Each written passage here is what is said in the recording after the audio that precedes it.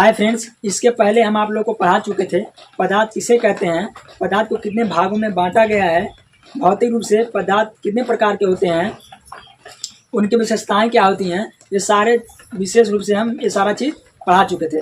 आज हमको पढ़ना है रासायनिक रूप से। देखिए, रासायनिक रूप से कोई भी चीज़ 3 भागों में बढ़ सकती है, ठीक है ना। देखिए, या तो वह होगा तत्व, या तो क्या होगा वह तत्व, या तो वह होगा यौगिक, या तो वह होगा मिश्रण। ठीक, तत्व को इंग्लिश में कहते हैं एलिमेंट, ठीक, और यौगिक को इंग्लिश में कहते हैं कंपाउंड, और मिश्रण को इंग्लिश में कहते हैं मिक्सचर, ठीक है ना। तो सबसे पहले हम पढ़ेंगे तत्व। देखिए, तत्व अपने आप में अकेला और शुद्ध पदार्थ होता है। इसको किसी से लेना देना नहीं रहता है, बस ये अकेला अपने आप में शुद्ध पदार्थ होता है। यानी ऐसे शुद्ध पदार्थ जो एक ही अवयवों से मिलकर के बने हो वे तत्व कहलाते हैं। वे क्या कहलाते हैं? तत्व कहलाते हैं। जैसे आपका हो गया सोना। सोना क्या है? तत्व है। इसमें और कुछ पाया जाएगा नहीं। ये क्या हो गया? सोना। सोना अपने आप में अकेला और शुद्ध पदार्थ होता है। आपका हो गया लोहा। क्या हो गया? लोहा। लोहा भी क्या है? तत्व है। इस तरह आपका हो गया हाइड्रोजन। क्या हो गया? हाइड्रोजन भी क्या है? तत्व है। ऑक्सीजन भी क्या है? तत्व है, ठीक है ना। इस दुनिया में जितने भी तत्व हैं वह हम पीरियोडिक टेबल में देख सकते हैं, ठीक है ना। अब आते हैं इसके बारे में विशेष रूप से चर्चा करेंगे। तत्व को 3 भागों में बांटा गया। तत्व को 3 भागों में बांटा गया। पहला आपका आता है धातु, दूसरा आता है आपका अधातु, और तीसरा आपका आता है उपधातु। तीसरा क्या आता है? उपधातु, ठीक है ना। धातु को हम लोग इंग्लिश में बोलते हैं मेटल, ठीक है ना, और अधातु को हम लोग इंग्लिश में बोलते हैं नॉन मेटल, और उपधातु को हम लोग इंग्लिश में बोलते हैं मेटोलाइट, ठीक है ना। अब देखिए धातु क्या है, ठीक है ना। धातु अपने आप में चमकदार होती है। धातु कैसी होती है? चमकदार होती है, ठीक है ना। धातु में तन्यता पाया। तन्यता यानी खिंचाव। तन्यता यानी खिंचाव, यानी खिंचाव वो खींचने पर बहती है। जैसे अभी मान लीजिए आप लोग सोना लीजिए। क्या लीजिए? सोना। सोना ले लीजिए। अगर आप 1 ग्राम सोना को लीजिए और उसका एक महीन पतला से तार खींचिए ना, तो कम से कम 1 ग्राम सोने में आपका 1.5 से 2 किलोमीटर की लंबाई का तार में खींचेगा, ठीक है ना। तो धातु में क्या पाई जाती है? धातु में क्या होती है? तन्यता होती है, ठीक है ना। अब धातु देखिए आघात वर्धनीय होती है। आघात वर्धनीय क्या है? यानी अगर धातुओं को पीटा जाए, उसकी पतली सी चद्दर बनाया जाए, तो वह बिना टूटे हुए, ठीक है ना, बिना टूटे हुए वह पतली सी चद्दर के रूप में परिवर्तित हो जाती है। तो धातु क्या होती है? आघात वर्धनीय होती है। और सबसे अच्छा पॉइंट इसका ये है कि धातु अपने आप में करंट को जाने देती है। जैसे धातु अपने आप में करंट को क्या देती है? जाने देती है। अभी मान लीजिए यहाँ पर क्या है? लोहा है। क्या है? लोहा है, ठीक है ना। लोहा का जाओ भैया करंट लेकर के जाओ, ठीक है ना। तो लोहा में करंट आराम से चला जाता है, ठीक है ना। अब क्या आता है? एल्युमिनियम। एल्युमिनियम भी क्या करती है? अपने आप में करंट को जाने देती है। इसलिए इसको क्या कहते हैं? इसलिए धातु को क्या कहते हैं? धातु को चालक भी कहते हैं। क्या कहते हैं? धातु को हम लोग क्या कहते हैं? चालक भी कहते हैं, ठीक। अब आता है अधातु। देखिए, धातु का जस्ट अपोजिट अधातु होता है, ठीक है ना। अधातु में तन्यता नहीं पाई जाती है।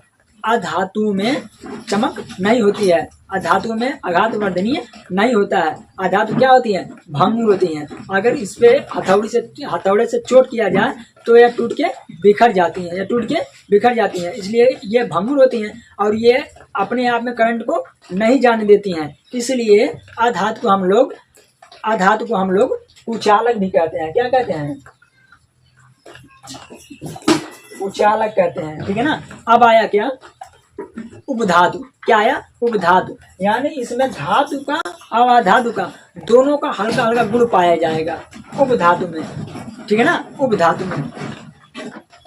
उपधातु में हल्का हल्का सा ग्रुप आया, जैसे सिलिकॉन हो गया। क्या हो गया?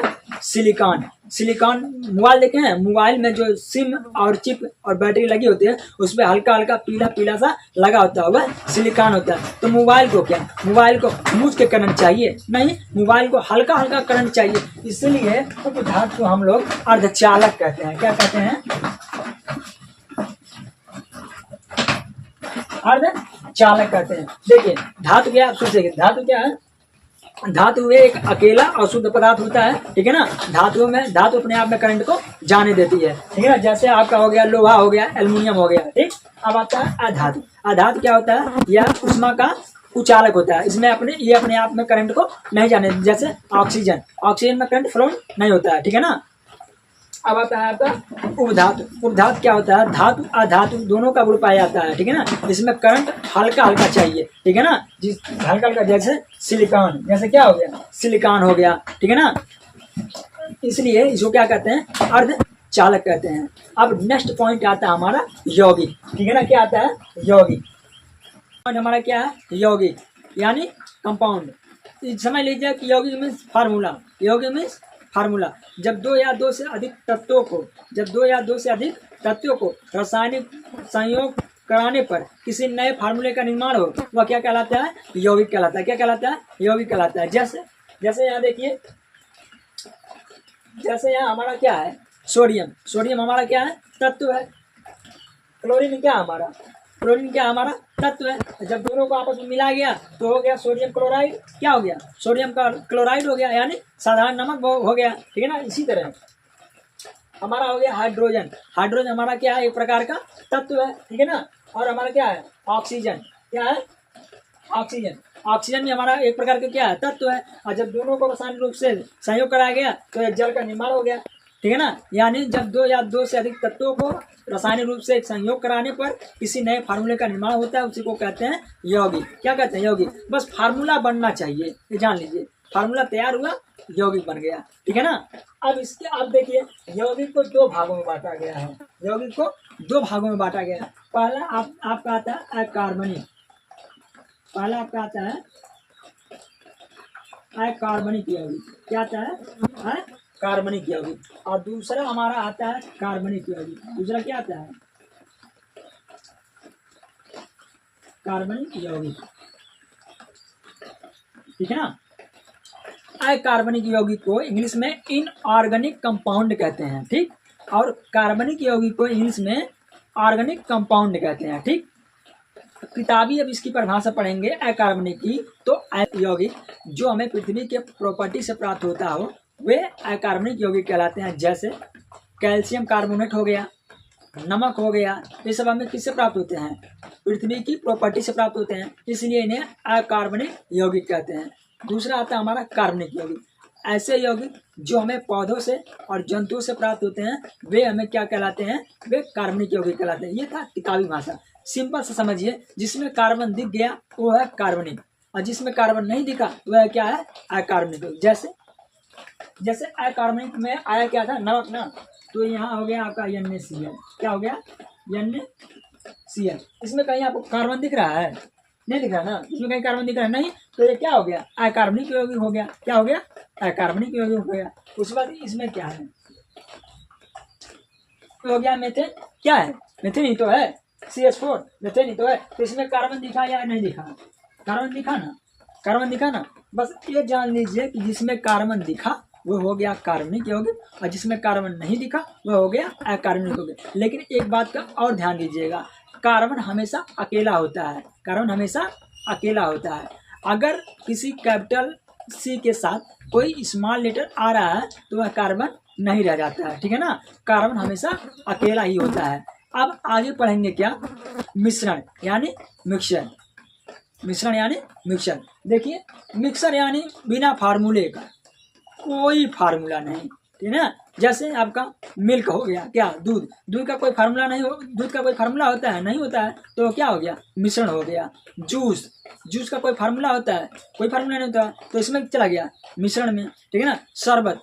शरबत का कोई फार्मूला है? नहीं। तो किसमें चला गया? मिश्रण। दाल भात चोखा, कोई इसका फार्मूला है? नहीं। तो जिसका फार्मूला बना वह चला गया यौगिक में, जिसका फार्मूला नहीं बना वह चला गया मिश्रण में। मिश्रण को भी दो भागों में बांटा गया है, ठीक है ना। पहला हो गया आपका समांगी मिश्रण। क्या हो गया?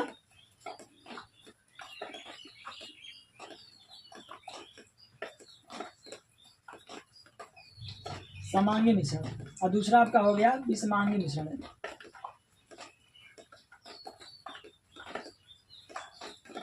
दूसरा हो गया विषमांगी मिश्रण। देखिए समांगी मिश्रण क्या है, देखिए किताबी चीजें पढ़ेंगे तो याद करने में थोड़ा कठिन पड़ जाता है, ठीक है ना।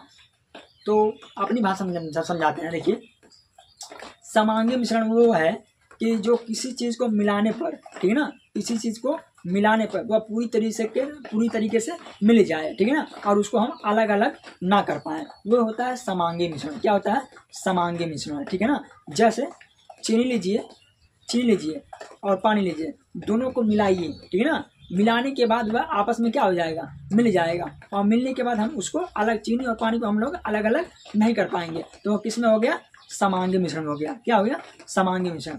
अब आता है क्या, दूसरा पॉइंट आता है आपका विषमांगी मिश्रण। विषमांगी मिश्रण वह है कि किसी चीज के मिलाने पर हमको वह चीज दिखता हो, ठीक है ना, या हम उसको अलग अलग कर सकते हो, ठीक है ना, तो होता है विषमांगी मिश्रण। जैसे मान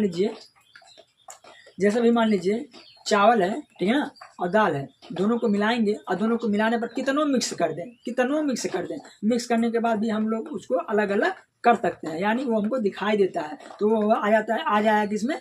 विषमांगी में। किसमें आ जाएगा? विषमांगी मिश्रण में, ठीक है ना। आशा है कि आप लोग को समझ में आया होगा।